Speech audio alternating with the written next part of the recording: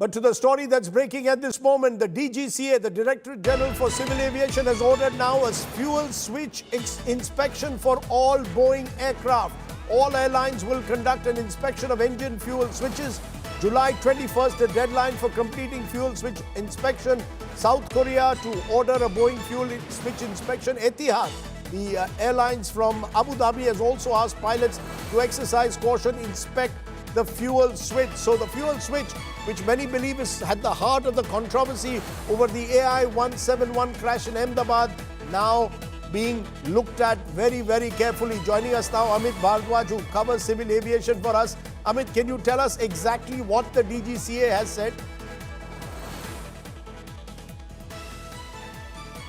Rajdeep, this also comes at a point in time when a certain section of the international media was putting forward the version as to how there's nothing to worry about Boeing Dreamliner craft, and that the AAIB report is sort of, or the FAA, AD, which is Airworthiness Directive, has been issued, a private directive has been issued because there is no reason to worry about the fuel switch, engine fuel switch of the Boeing. But that very day, the DGCA in India sends across a clear message to all the airline operators that the FAA, AD that was released back in December 2018 needs to be complied with.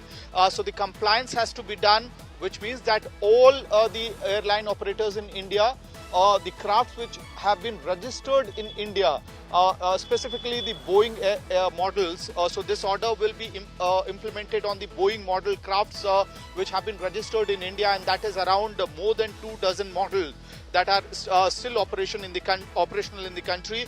So in these crafts, essentially, the engine fuel switches have to be inspected by the aircraft operators, and a thorough report in that regard has to be submitted to the DGCA by July 21st. So clearly, Boeing is not off the radar as far as inspection or compliance order is concerned here in India. Back to you. Amit Bhardwaj reporting there on Boeing aircrafts now to be checked for their fuel switch. Appreciate you joining us. My first guest then is Captain Sam Thomas, President Airline Pilots Association.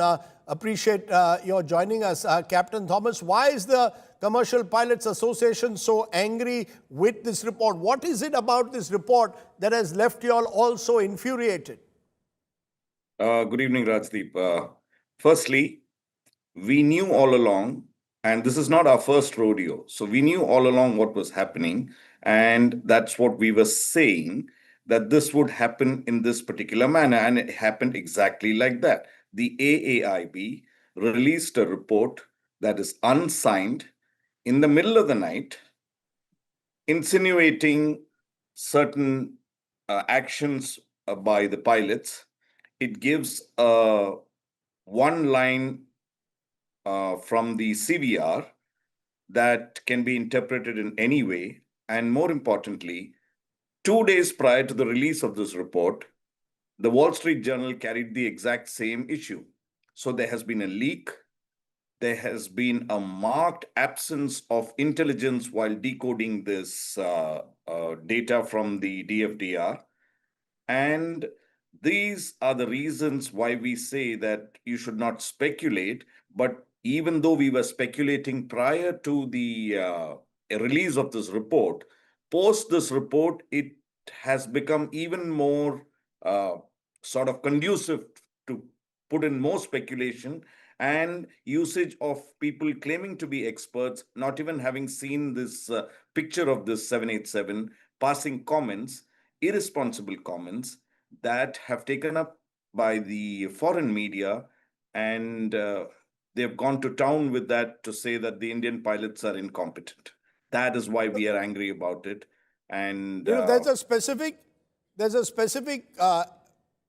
mention in that report that says both fuel switches on the Boeing 787 transition from run to cut off 3 seconds after it took off from the runway. And it gives a paraphrase of what happened in the cockpit voice recorder, according to the report, where one pilot is heard asking the other, why did you cut off the fuel supply? The other says he did not do so. thereby somewhere suggesting it could have been pilot error or done manually by the pilots. Is that what is angering you, that you believe there is insufficient evidence on which such speculation can be built, and this report, as you're saying, builds into this speculation? What do you therefore what according to you would you have preferred? Would you have preferred that all the entire transcript of the cockpit voice recorder be provided, what happened before and after the alleged switch of the fuel, the alleged cutoff of the fuel switch? Absolutely. One point is the CVR complete data. We need the DFTR complete data, the ATC transcript, all put together in real time with timestamps is the only way you can come to a conclusion. Now, when you say that the fuel control switches transitioned, this is not an Indian term. This is not a term that Indians in Indian aviation use. This is predominantly an American term. I have flown in India extensively. I have flown in the US extensively. I hold both licenses. So I'm telling you that there is somebody who is telling this person that use these terms. So when you say transitioned, you don't know who transitioned it. Did the pilot transition it? Did the switch transition on its own?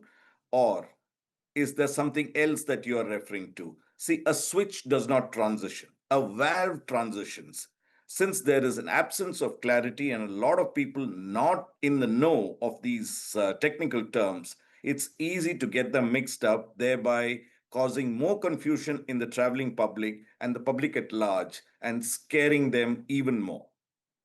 Are you saying, therefore, someone is being protected here, Captain? Are you saying that by labeling it or making a suggestion of potential pirate error or even deliberate act, that somebody is trying to get the major players off the hook?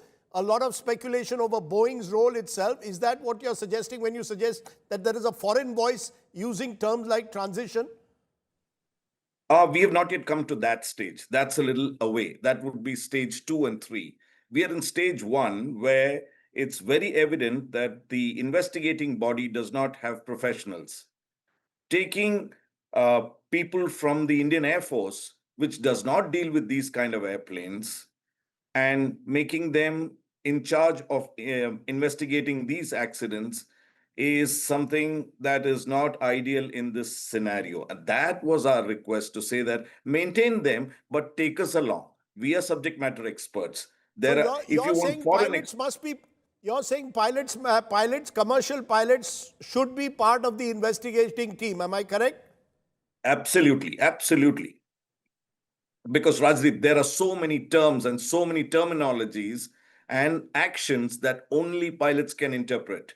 No matter how well learned an engineer is, or how well learned a BCAS police officer is, he will not know what happened on that aircraft on that day. When we are given the scenario with these transcripts, it would be much easier for us to throw light on exactly what has happened without any speculation and give you reasons for why we are saying what we are saying. Have you approached the Aircraft Accident Investigating Bureau demanding this, that commercial pilots should have been made part of the report, and have they responded? I've made several attempts to reach out to them.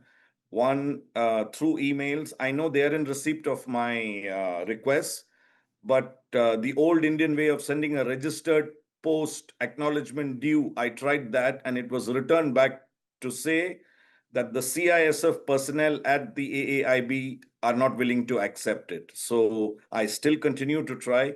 Our parent organization, FALPA, is in touch with them to say that, hey, listen, we have these guys in India who know a little bit about flying, so please use them. Or if you want us to come ourselves, we are ready to come. So it's not to put their job under the scrutiny. We are here to help. Right. We don't want another airplane to crash. That is the aim. So we must nip it in the bud, all this extracurricular arguments. My final question to you, do you believe, what do you believe happened to flight AI 171, or you don't want to speculate? Absolutely not, Rajdeep. Not me. No one in India or abroad, given the kind of limited information that is available, nobody can tell you definitively what has happened. I know 4 scenarios that could have happened.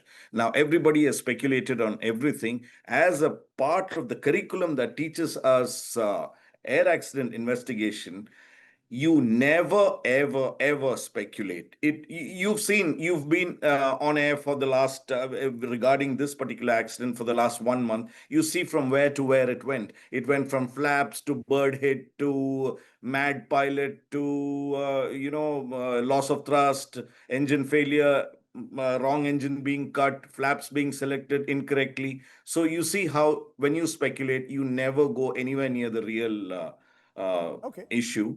And that is what we want to avoid. And that's what we want to tell other so-called experts. Desist from making irresponsible statements. It portrays us in a poor light abroad. Okay, I'm going to leave it there, Captain Sam Thomas of the Pilots Association. Appreciate you joining us and speaking so plainly. Captain Mohan Ranganathan now joins me. He's also someone who's an aviation safety expert and someone who's been speaking really in a manner that has provoked considerable controversy, Captain, if I may say so, because you have hinted, I'm using the word hinted, at suicide, and that this was possibly, that the fuel switch could not have been cut off unless it was manually done by one of the pilots. And this has caused a lot of consternation. You just heard Pilot Association heads saying, please don't speculate, this is very unfair. How would you respond? First of all, I'm not speculating about the switch. The switch, the report says, was selected. They say transition, but we can split hairs on that word. But it has to be moved. If you look at the one thing that I agree with what Sam Thomas was saying, that what we need is the actual voice recorded transcript, not a paraphrased one-liner which says, did you do it? Why did you do it? And the response. They are trying to mix up the issues. But, if you go through the report, one thing was very clear, that the captain was the pilot monitoring and the co-pilot was the pilot flying. So in the Air India procedures, the pilot flying has his hands on the control column and the captain has his hands on the thrust levers until the takeoff decision speed, which is V1. And there is a call for 80 knots for a speed cross-check between the two PFTs, and the response will be checked. And the next will be an auto call-out, which will be V1. And then you have rotate and a positive rate, which will be given by the pilot monitoring. And the pilot flying will say gear up, and the pilot monitoring is supposed to take the gear up. Now that is the crucial point.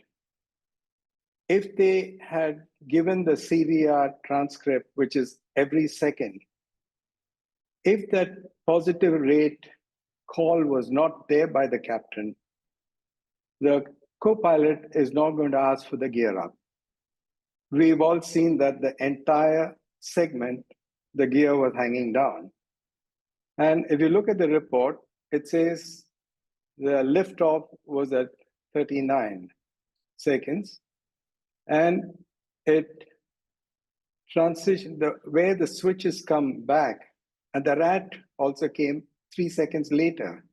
So the engine fuel switches are moved one by one to cut off. And they are moved back to run 4 or 5 seconds later. But that is very crucial because first, was there a positive rate of climb call? If it was not there, the co-pilot is not going to ask for the gear up. So why was there no call? That would have indicated who missed out a call. The second point is, the captain's hand is on the thrust levers until V1, and it moves down. So only his hands are free enough. All the speculation about a software error and you are talking of electrical faults which can move. The switch cannot move. It has to be physically moved. That is why I said it is a human intervention. Without the human intervention, that switch cannot move from. No, so you run maintain to- even though Captain Ranganathan, there have been reports, including in the United States, where questions have been raised about Boeing's fuel switch getting disengaged. This was a 2018 report which cast questions over the fuel switch of the Boeings. You're saying it cannot be disengaged unless there is human intervention. Am I correct? It doesn't slide back, Rajdeep. It has to be moved, Can pulled it be out and moved. malfunctioning? Could it have been malfunctioning? If it is malfunctioning, how did it move? The physical movement of the switch cannot be there unless it is moved physically. So that is what you're there. Now, if you look at the report, the first line in the next paragraph, they talk of the 218 circular, and Yes. the report says Air India did not do the maintenance, and they didn't consider it something which affected even FAA says that. And then the first line, it says it was not an issue for the accident. But the most important thing to notice here is when the fuel switches were moved back and then restarted, the 787 manual clearly says for a dual engine failure, the first action is both fuel switches to cut off. 1 second later, both switches back to run. And the next action is ram air turbine, press and hold for 1 second. It activates a ram air turbine. And the last line says speed 270 knots. They were at 180 knots at that point. So they did not have the third part. So, to say that they tried relighting, it is not possible. Then in an earlier segment, I was on another interview where one of the captains, he said that the squat switch, the gear was down because the squat switch was in the ground mode, and that prevents the gear from going up.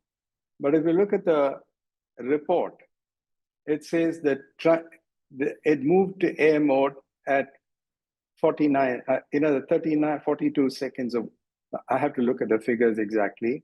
It clearly says it was in air mode. So the question of the gear lever not being able to position the gear is out. So that fuel switch has definitely been physically moved, but it's only the CVR which, when there is So you're saying, sir, I'm running out of time. You're saying that you need that complete recording of the CVR. Are we clear on that? That no one 100%. should speculate till that CVR entire recording, what happened before and after? Yeah. Okay. It is very, very essential. Okay, let me leave it there, Captain. I appreciate you joining us because I think that's an important point to clarify, that until we have that full report, it would be unfair to speculate. Let me introduce those guests at the moment first, and then we'll take it forward as to exactly what could have happened in this investigation. I'm joined by Group Captain Aurobindo Handa. He's former Director General, Aircraft Accident Investigation Bureau. By Wing Commander Sharad Panikar. He's flown Boeing 787s for years at Air India.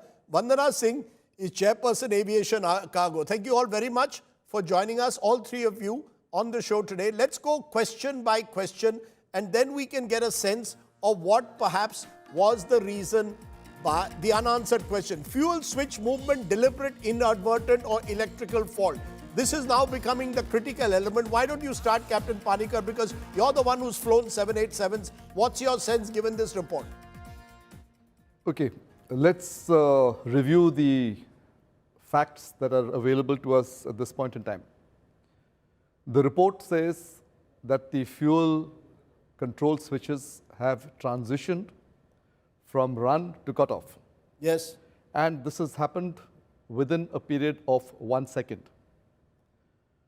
Now, I've flown the aircraft for 10 years. I have a lot of experience on type. And I can tell you with a certain degree of authority that it is very, very difficult to reach for a switch. First, visualize the situation in the cockpit. The rotation has just happened. The pilot flying is looking out, concentrating on his takeoff. The pilot monitoring is also looking out, looking at other factors, momentarily glancing inside. Now, within 3 seconds of that liftoff, somebody has to take his eyes off from the situation outside, look within, identify a switch, move it, lift it up, and move it to the cutoff position. Thereafterwards, he has to move his hand to the other switch, identify it, lift it up. It's a spring-loaded switch, remember. Pick it up, and then move it to a cutoff position. And do this entire procedure within a period of 1 second. Physically, I would say that's near impossible. Second thing. But the report says so, right? The report says within 3 seconds of takeoff, the fuel switch was cut off. Yes. But the... Could it have been disengaged by, could it have been a malfunctioning switch, or does it require, as Captain Ranganathan suggested, human intervention? In my opinion, a human intervention was not there at all. Was not there? No. In my opinion, the timing of the DFDR, which says that the switches have transitioned from a run to a cutoff within a period of 1 second, is more indicative of an electrical signal, something that you can have for both the engines, just a signal going. So you're saying an electrical failure more likely, Captain? I would say you have to examine other factors as well, as to what are the other various things that are involved. But you're ruling out human intervention in the moving of the switch? I would say it's extremely, extremely unlikely. Okay. Group Captain Aurobindo Handa, your view on that, on the fuel switch transition?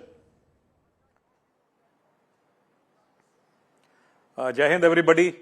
To cut it short, I would like to agree with what the Wing Commander Panikkar has said. Human intervention over a period of 1 second, cutting off both the fuel supply cocks is nearly impossible. So we have to, the investigators, let us allow them to work. Let them, they will certainly, if we sitting here we can suggest that this is what should be done, this is what should be done. So honestly, the investigators they will also look at all the scenarios. So let us not discuss. This fact is because the problem another is, round of speculation has started. The problem, if I may say so, is because of the nature of the report. The report, because it focuses on this particular so-called conversation in the cockpit, it has led to speculation. Should we have been either provided the entire transcript without this selective 2 lines? Rajdeep, let me tell you one thing. I'll take 1 minute. Legally, as per our aircraft accident investigation rules, India is a sovereign country and we are not supposed to publish any report. I am doing it on your channel. It is a part of Annex 13. But Annex 13 is not, it is not mandatory that I copy everything. And our worthy predecessors who made this AIB rules, they have not incorporated that thing. But however, the top leadership in civil aviation and the country's leadership, they thought it wise because they were seized of the situation. So they thought it wise to come out with some information. Now people have started doing another round of speculation on that. Okay, no, I'll finish at this level. Should you want a legal position? Are you saying therefore, Captain, are you saying the report should have never been made public at this stage? No. As per the rules, please listen to me. This is the legal position. As per the rules, suppose I do it, and there is no concurrence of my bosses, they will tell me under what authority you have published that report. Please understand, this is the other way around also. So I would request all the gurus who are on the channels to read AIB rules as of today, and don't speculate. So the country, the leadership has been very thoughtful of the grieving families, that they have come out with this report. Now everyone wants that this report should have been written like this. This report, A says it should be written like what I feel. B says it should have been written like this. Now I'll cut it short. I'll come down to that line on which Captain Mohan Ranganathan has made a story. I take that thing that the pilot says, I didn't. I would give credence to that fact. That when the pilot, when his co-pilot checks up with when, let's not say PF or PM, when one pilot checks up with the other, have you done this? He says, no, I haven't done it. So I would like to go with that he hasn't done it. It means there was a signal which has gone to the FedEx system. So let us work, let the investigators work on that. And by the way, they have not given clean chit to anything, neither to the engine, neither. I've listened to you, sir. I've got your point. Vandana, you want to respond? Do you believe, as is being suggested? 1 minute, because... Sir, just a minute. Captain, let me get one more voice in. Because the fact is that there are those who are saying that the nature of this report is bound to lead to speculation. The number of people who've died, this is a global story. How can you avoid the speculation if the report comes out in this very partial manner, ma'am? Rajdeep, absolutely. 1 minute, sir. I'm coming back to you.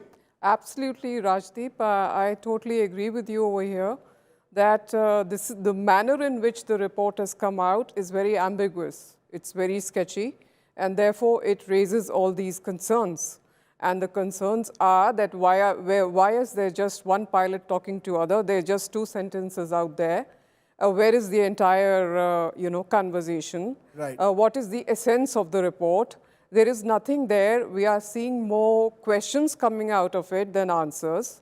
Agreed, it is a preliminary report, but then why take it out in this manner when nothing is coming out of it?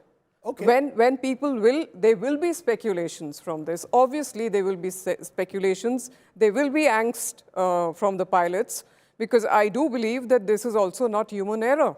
I also believe that this is a FedEx mandated miscommand, electrical software glitch, but it could be a factor that could be considered. Okay. Let me therefore come to the second question. Were fuel switch locks on the aircraft checked for proper engagement? Captain Panika, you want to respond to that? I mean, there is this question which because of that 2018 report in the United States, which raised questions about the nature of Boeing 787s and Boeing flights in general, and whether a disengagement was possible. The 2018 Special Airworthiness Information Bulletin issued by the US Federal Administration spoke about the potential disengagement of the fuel control switch locking feature. And Air India did not carry out the non-mandatory inspections on it. Is that a factor? Okay, let's examine again the facts. First is that Boeing, who is the original equipment manufacturer, as well as the FAA, have both examined the situation. They may have found some issue with some fuel control switches, and they've issued an awareness directive. It was non-mandatory, and it was agreed to by the regulatory authorities in the US. And they've also clarified today that it does not affect the airworthiness of the plane. Yes, but as a matter of abundant caution, I believe now the DGCA has issued a directive for all the operators, primarily the Boeing aircraft, using this particular type of switches. That would be the 737, the MAX, the 757, which I think Blue Dart is operating, as well as the 787, to carry out checks and see if everything is okay. Now, we must keep in mind that the directive was only advisory in nature. Okay.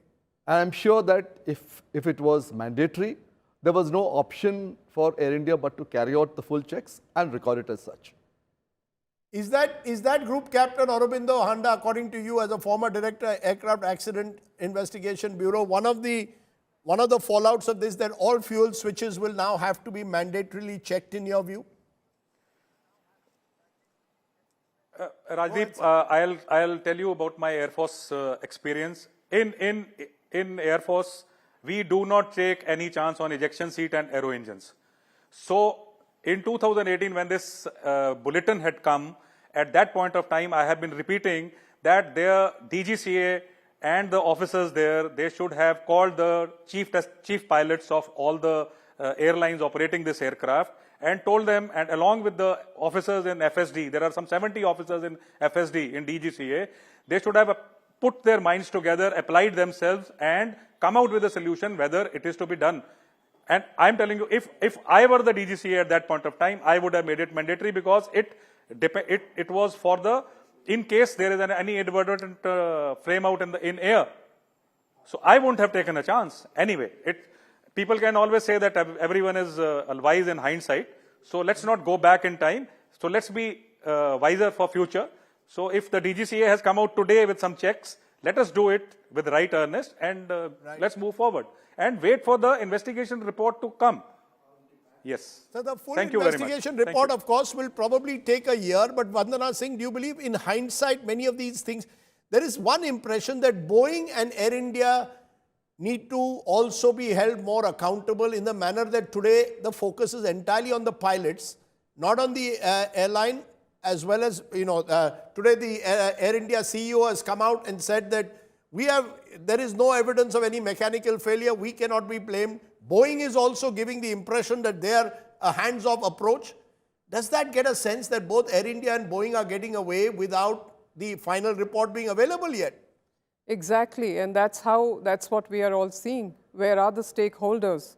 Where is Air India's voice? Why are they not talking about what were they sleeping for the last 7 years? When the advisory came out in 2018, advisory also came out for a certain purpose. It didn't just come out just like that. So wasn't the advisory to be taken a little bit seriously? Weren't they to look at those switches? What about Boeing? What about Honeywell? What about the other stakeholders? Now that we've lost. What about the other stakeholders? Okay. Yeah? Okay, let me turn to the next unanswered question. Why is there no comprehensive flight data recorder info?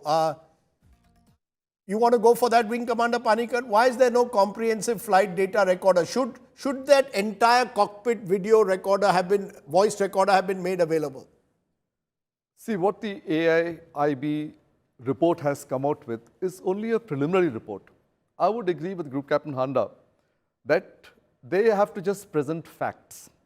What this particular report has done is that it has lent itself to a certain degree of ambiguity because of the way in which the report has been worded.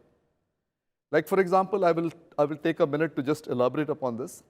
If you just take that one statement of this questioning, if I, as a pilot, am asking the other pilot, did you put that switch off? What does it mean? It means that I haven't put it off. I'm asking you. And you, who's flying, let's say, says, no, I've not put it off. So what is the normal logical interpretation of this? That neither of us have touched that switch. That's number one. Mm-hmm. Number two, whenever we look at time frame, it would have been useful, it would have been more, lent itself to clarity if this particular report had explained that at this particular point in time, this happened, this was the RT call, this was the switch position. At this particular time, this is what happened, this was the switch position, this is the clarity. And just for information, an aircraft engine relighting would imply that that switch, in whatever position it may have been, for the relight to take place, that particular switch is definitely in the run position. If that switch is in the off position, you can never have a relight. Let us be very clear on that. And the second aspect to it is, we have a cockpit voice recorder, which is very, very sensitive. It picks up even the slightest amount of noise. If we were to examine this cockpit voice recorder very carefully, enhance maybe the audio part of it, there is a definitive click which happens. I'm not sure if you can make it out with the ambient noise in the cockpit. Mm-hmm. About the switch being lifted, it's a slightly metallic click that comes when you pick it up, you move it, and you rest it back from run to cutoff. Perhaps this is another aspect that can be looked at. My main point out here is that take the timing of this transitioning between run and cutoff, that 1 second. It is more indicative of an electrical signal.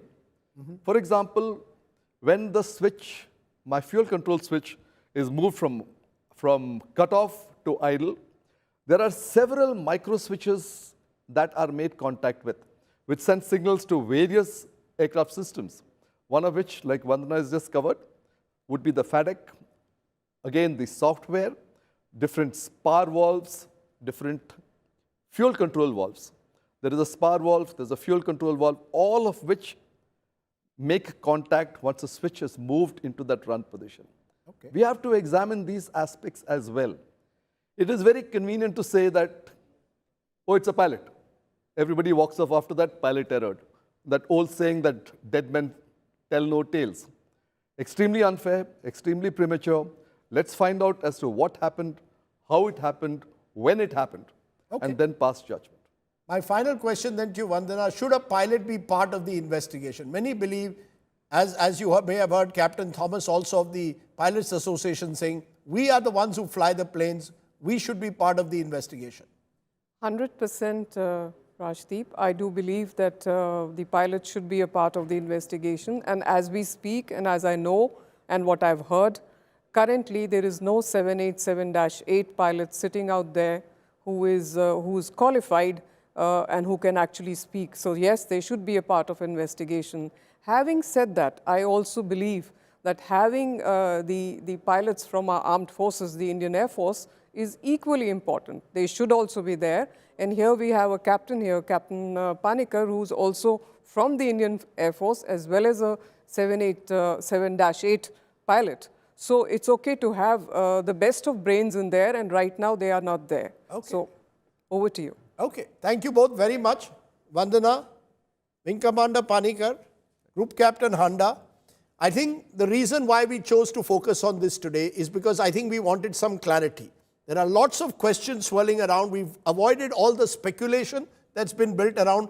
But I believe it is important that the questions raised by this report are answered by those who have the expertise to do so. Needless speculation is unfair to the families, the individuals. It is irresponsible, and therefore, hopefully, someone out there will ensure greater clarity above all else. To all my guests, thank you very much for joining me on this very important and sensitive subject.